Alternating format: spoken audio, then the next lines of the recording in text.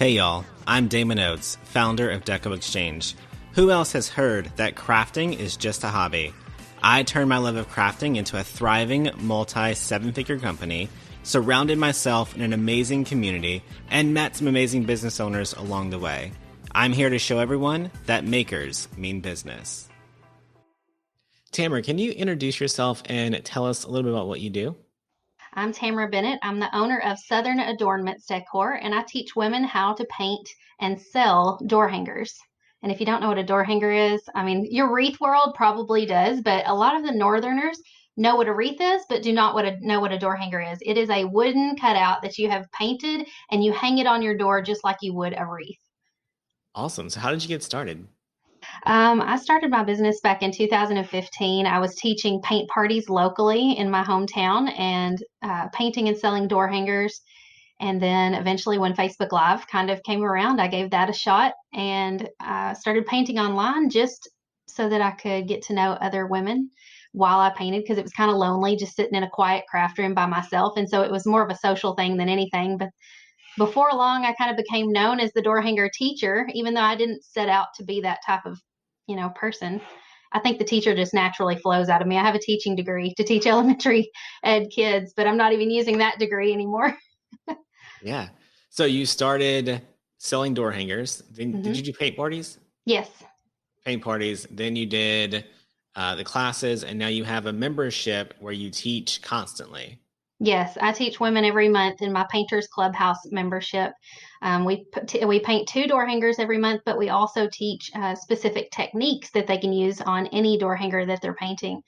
And then I've just started another membership, which is kind of the natural progression for the people who've been in the Painters Clubhouse for a while. Once they kind of get the handle on the painting thing, they want to end up selling them and they don't know where to start with a business. And so the second membership that they can then join is called Paint to Profit, and it helps them figure out how to sell their door hangers both locally and online. That's awesome. It's the whole life cycle of the door hanger painter person, because Mm-hmm. you also sell the door hangers, Yes. like the wooden blanks. Yes, we sell wooden blanks, but we also sell the digital templates. So a lot of these ladies know how to cut their own blanks, but they can't freehand draw the designs. So we provide the templates so that all they have to do is trace and cut. So if you had to think back along your timeline of doing this business, has it always been as easy and profitable as it is now? Um, hmm. No, there definitely have been seasons, and it usually for me was always like January through May. That was the slow season for me. And then toward the end of summer and then into fall, I was always busy. But now that I've taken my business online, it's busy year round. I mean, there are seasons that are even busier than others, but I never have a slow moment now. It's always busy because people, even when they're shut in the wintertime, if there's a snow day, they can still stay inside and paint online with me and they don't have to. We've had so many paint parties in the past get canceled because of snowstorms. And so that doesn't happen in the online world. So it's a lot easier to stay busy. Yeah, it's interesting. I just finished an interview with Melly Mel, and we kind of had the same conversation of like how we almost feel guilty right now seeing all the brick and mortars closed, and we're doing so well online, Hmm. and how they missed this huge opportunity by not just having a little piece of something online. That's so true. And I actually have a couple of friends who they have one foot in the brick and mortar world and one foot in the online world. And during COVID, they've been forced to focus on the online side of their business. Thankfully, they already had that sort of started, but they were making more money at their brick and mortar than they were in the online world. And now due to COVID, it's made them realize they don't even need the brick and mortar side of their business because their online side of their business has boomed since they've started all this, and so they're really considering shutting down their brick and mortars and going all in on the online business side. It's crazy. I know for us, we were done about 400% increase in sales since COVID started, Yeah, and it's insane. my business So, has definitely grown during COVID. yeah. So who or what motivates you to be able to keep pushing through the struggles of selling online? Do you have any influential support at home or in the online space that helps you get through it? Um, I do have a very supportive husband who cheers me on in everything I do. He does get sometimes kind of tired of talking about my business. So I do have those online friends as well. We have a small accountability group of us who are all online entrepreneurs. And it's really nice when you get a bad email from a customer to be able to tell the other girls about it and get support. Sometimes you may think like, maybe this isn't for me. Maybe this is all about to fall apart, because when you get that really bad email, you suddenly have this thought in your mind that what if everyone is thinking this and just not saying it? So then you start to doubt yourself and what you're doing.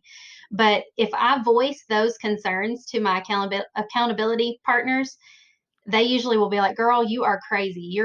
Everything you're doing is wonderful. Just think of all of those customers who are so grateful that you have, enhanced their lives by teaching them to paint and sell door hangers. And so it's during those moments that these ladies give me a little kick in the booty and tell me to kind of quit dwelling on the negative and focus on the positive. Yeah, what I did when I first started is I kept something called a smile file. And all of the good emails and all of the good messages and all the good posts that came through, we like snipped them and threw them in that file. So that way, when we got that one email that was ruining the whole week, we were able to go to our smile file and see all the other stuff that we actually make an impact on, and not this one person who most likely got their feelings hurt and lashed out. Mm-hmm.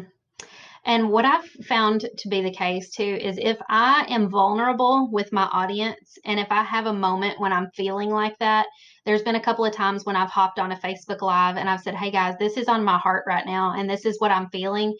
I'm feeling like back in March, I did this and I said, I'm feeling a lot of anxiety about this new event that we've got coming up in Nashville. I was so anxious because I knew I had almost 150 women from all around the country, from 27 different states, coming in to see me in Nashville.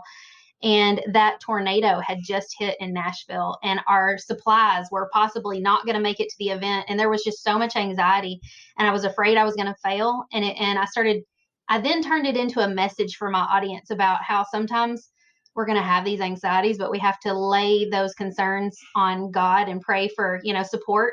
And all of a sudden, after that Facebook Live was over, my community showed up and it was like one big hug from the community. And they let me know that they were in my corner. And regardless of whether or not we had supplies at this event, it was going to turn out to be amazing because I was there. And that was the lift and the encouragement that I needed to like get over that negative point in my life that I was having. I feel like I saw this and you were actually on a run or a walk Yeah. or something, and you just went live and were vulnerable and did it. Yeah, I was crying on the Facebook Live, covered in sweat, wearing my running clothes. And somebody stopped by or passed or something. You're like, oh. Yeah, somebody drove by and I'm sitting on the bench up by the road and I know they looked like, is she about to have a heart attack? Is she okay? She's like crying and talking to her phone. And I think that's part of that whole. In one of the interview questions that I had before we did this, you said, just be you and just show up as yourself. And I Mm-hmm. think that's super important. And you showed that in that Facebook Live. Yeah. Um, it wasn't perfect. You didn't have to have your hair done and your makeup done and a perfect background and all those things. You just showed up to be you and let people know, like, hey, I'm a real person and I've got this problem. Mm-hmm. I think they could feel my heart in it. They could feel the real raw emotion that I was feeling. And so, it's when somebody's like that, you just empathetically want to reach out and help them and make them feel better. And so I think that's what happened. Yeah, for sure.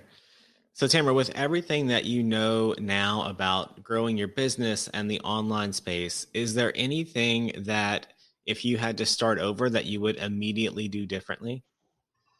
I would have started collecting emails a lot longer ago. And that's one thing that I am teaching the ladies in my Paint to Profit membership to do during the very like first or second month of their membership is because none of these ladies have email lists either. And they feel bad about it. They're like, oh, I should have an email list. They had no idea. I said, it's okay. I didn't know back then either. I wish that I had hired a business coach sooner and learned that. But I'm not an email person. I don't check my email. I mean, I do check my email often, but I don't buy through email like some people do. And I don't enjoy sending emails. So it was always kind of an afterthought. I thought that everybody was like me and they don't use their email, but that's not true. A lot of people shop through their emails, not to mention the fact that we can retarget people through Facebook ads now with emails. That gets me super excited. Um, So yes, I wish I would have started building my email list a lot sooner. I think that's one of the things that a lot of people don't know is that we can take that email list, even if we don't want to email anyone, and we can create custom audiences on Facebook and Ads Manager and retarget our perfect people over and over again. Yeah, and they're not even aware that we're doing it that way. They just think Right. that it just magically you just showed up in my news feed. I don't know how that happened. That's I hear that so often. They'll say I just stumbled across you on Facebook. I'm like, well, that's because we were doing our thing in the background. I was about to say that. I hear it all the time. Like, you just happened to be on my news feed today. I'm like, that wasn't an accident. I'm sorry. And I'll hear they'll say, well, it was a God thing. And I'm like, well, possibly, but it was possibly also God having me, like having you get on my email list and having me retarget you. It Right. works in mysterious ways. So, There was some insight that he gave us. yes. All right. So, time for a little honest moment. What is one myth about you or your industry that you would love to just debunk? Mm. I feel like I've already begun to debunk this just by living it, but I still feel like there is a select group of people out there who strongly believe that if they tell people what they know, or they teach what they know, or answer what kind of paint they use, it's going to give the competition a leg up and it's going to bring them down. And it has been a part of my core values since the beginning that community over competition is my mantra. Like, I believe that if you and I link arms, we're going to rise together. And so I think really that has been one of the things that has brought people in to me and made people come to my page, is because they know that it doesn't matter what the question is, I'll give you the honest answer. If you ask me what kind of wood I use, I'm going to tell you. If you ask me what kind of shipping boxes I use, I'm going to tell you. I don't keep secrets. I don't hide anything back, or, um, keep anything for myself. I try to share everything that I can with my audience so that they can grow too. And I really think it's made me grow in return. Yeah, I agree. So, I just posted the mastermind application out there again, and someone literally from another industry sent me a message saying, how can you sit at a table with all of your competitors? And I'm like, well, I don't just sit there. I host the event and it's amazing. Yeah. The whole room shares our experiences and we work together and we prove that competitors don't have to be competition. And, we're all very successful in our own right and help each other where we can. Yeah. So it, Some people are going to be drawn to me, whereas they won't be drawn to someone else. But then other people are going to be more attracted to maybe the competition because of their personality than they are me. We all have our own reasons why people like us. And right. so even if we're doing the same exact thing, we can both be successful. I mean, I've had students in our membership group, and I'm like, hey, look, I can tell that you need more than I can give you. Here's a list of 3 other business coaches that I know personally that will take care of you the way that you need it. I've Like, done the same in my group. yeah, I can't hold your hand. I'm sorry. There's 1,900 people here, but I know who can, and this is what you need. Yeah. And it's just making sure you find that perfect fit for your personality. And I've just learned over the years that there's more than enough business to go around for all of us. And just like you said, you may not be her ideal business coach, but in return, she's not your ideal customer. There's so many people out there. The ocean is so wide of customers that we get to pick and choose who we want our customer to be. And I'm learning that more and more and trying to hone in on that as the years go by.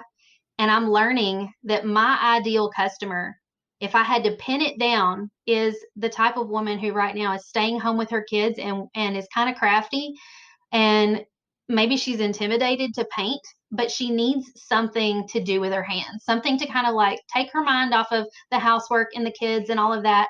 And so she will pick up a paintbrush and paint with me. She might end up selling what she makes, and then that kind of boosts her confidence in herself, and her husband's proud of her because she's bringing in extra money. And so now that I know who that exact customer is, it makes it so much easier to just wave goodbye to the ones that I know are not my perfect fit. So, can you think of 3 tips that you would give someone wanting to start either a regular business or a door hanger business today? Um, number one is show your face. Like and it took me a while to kind of realize this, but I, in the beginning, was only posting pictures of my door hangers, and it would just be a boring Facebook post with a picture and a price. It really didn't have anything to make me, it was like a sales post, essentially. It didn't have anything to relate to me. But as soon as I started showing up on Facebook Live, showing my face and my personality, showing my kids and taking pictures, like injecting a little bit of my family and myself into my business and my page, that's when things started to pick up a lot, is because people then knew who they were buying from. So that'd be number one. Number two is don't feel like you have to be perfect. Be yourself. We kind of talked about this a little while ago, but if you're a little weird and quirky, own it. Be that person. You know, you're known as the guy who loves dogs and rescue animals and things like that. I'm kind of the crazy chicken lady in my corner over here. I have chickens out in the yard, and anytime people see a picture of a chicken on Facebook wearing a sweater or something silly, they're tagging me in it. And I've also kind of become known as like the female version of Bob Ross. I get tagged in Bob Ross posts all the time. So whatever those weird, quirky little things are about you, lean into that. And then number three, let's see, find an accountability group. That for sure. Even if they are in a different niche or a different industry than you, if they have similar goals, if they're wanting to grow their business online too, you guys should team up together, maybe take a business course together or something where you guys can go through a training process together and then lean on each other for support and then continue that relationship even after the course is over. Yeah, those are three great tips, though. I mean, ideal things for our ideal customer would be those three things. If they did those three things, it'd be amazing. Yep. So, with all the things going on in the world right now, have you had any major surprises in your business lately?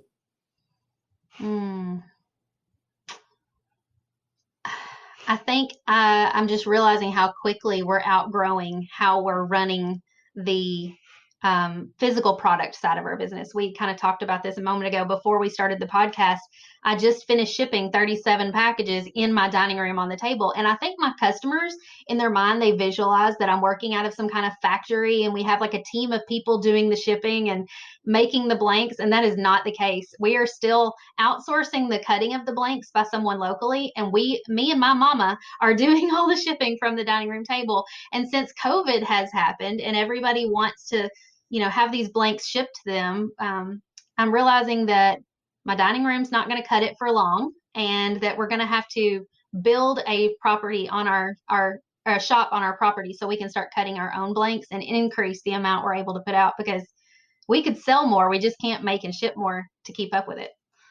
It's a nice feeling, right? Yeah, it is. It's a good feeling. It's just frustrating right now. Right.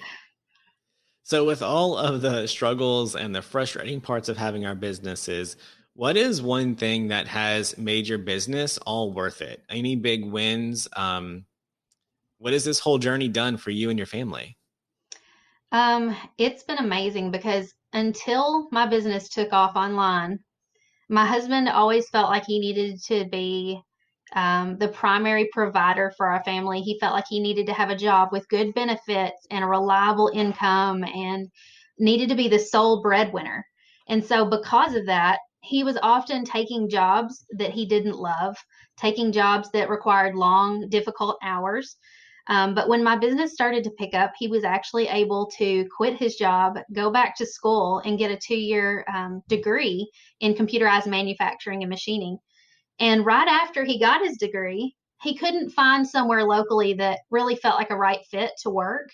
And so he ended up, because there was no pressure, because my business was fully supporting our family, he ended up taking a job at a farm down the road, which sounds ridiculous for a 35-year-old man to go find a job on a farm. That sounds like a job a kid would have, right? But he loves being outside. He loves working with his hands. He really admires the guy he's working for. And so for the first time since probably he's ever, because he started working when he was 15 or 16, probably for the first time since then, he's been able to take a job that's no pressure. He doesn't have to make a certain amount an hour, and he can just enjoy the actual job.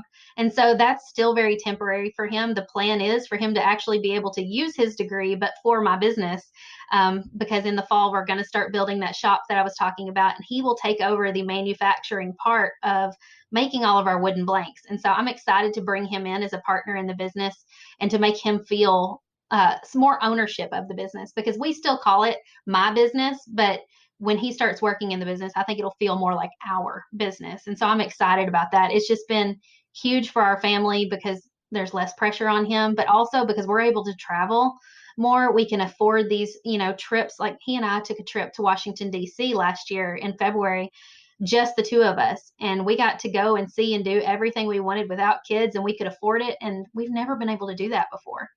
So there's just so many things like that that have really enhanced our lives. Yeah. He was in the military, right? Yes. Yeah. He's done 3 Yeah. deployments in the Marine Corps and also as a part of the National Guard. So he did that, and then he was an officer. So he's Mm-hmm. had lots of high risk, high stress scenarios. So I'm sure it is amazing to have him not quite in those situations where you both have to worry about if he's coming home or not. Definitely. Yeah. And for him to just have a steady, for a long time, he did not have a job where I could expect him home at a certain time of day. He would work 12 to 15 hours some days, and I just wouldn't know when he was going to be home. So it's been really nice to have some stability. I know we've got to meet him a few times, and he definitely admires you and your business. He's one of my biggest cheerleaders for sure. So are there any big surprises coming our way from you? Um, I don't know. We're hoping to get a partnership with a laser cutting company coming up. I get asked all the time, what kind of laser machine do you use? And what kind of machine do you recommend? And so um, we are hoping to be able to secure a partnership with a laser cutting business so that we can be able to recommend a laser machine to our customers and also maybe get them a discount on one. So I'm excited about that coming up. I'm excited to also continue growing the Paint to Profit and the Painters Clubhouse. The Painters Clubhouse will be opening again on August 25th.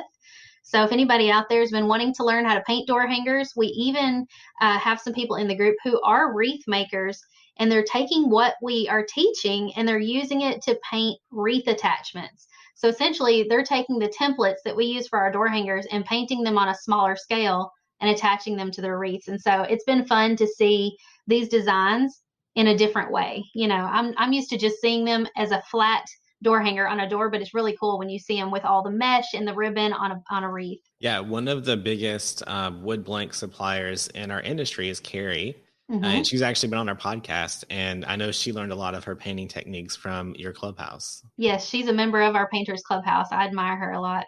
So if a listener wanted to find out more information about you or your products, where can they find you online?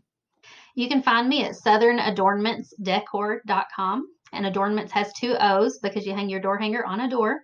If you want to shop for blanks, you can do that at shopdoorhangers.com. And if you're interested in learning how to paint door hangers, you can join the Painters Clubhouse by going to paintersclubhouse.com. But I'm Southern Adornments Decor across all the platforms. So you can find me there. And do you have a wait list on your website right now, since Yes. it's a few weeks before you open your doors? Yep. There's a wait list online so you can be reminded, or we can target you with those fancy Facebook ads so we just pop up in your newsfeed. Be a little gift from God. Yep. So as always, I have one last question for you. So what does being a maker really mean to you? To me, it is putting some of myself into what I'm creating and then serving others with that thing. So if I'm making a door hanger and gifting it to somebody, it is brightening their day. And I hope that people pay that feeling forward to others. But now that I'm doing most of everything online, I feel like it's just me giving to others and serving others in the highest capacity that I can online through, giving them the gift of learning to paint. That's awesome. Any last words you want to share with anyone? I don't think so. This has been fun. Thanks for having me. No problem. Glad you were here. All right. That's it, y'all.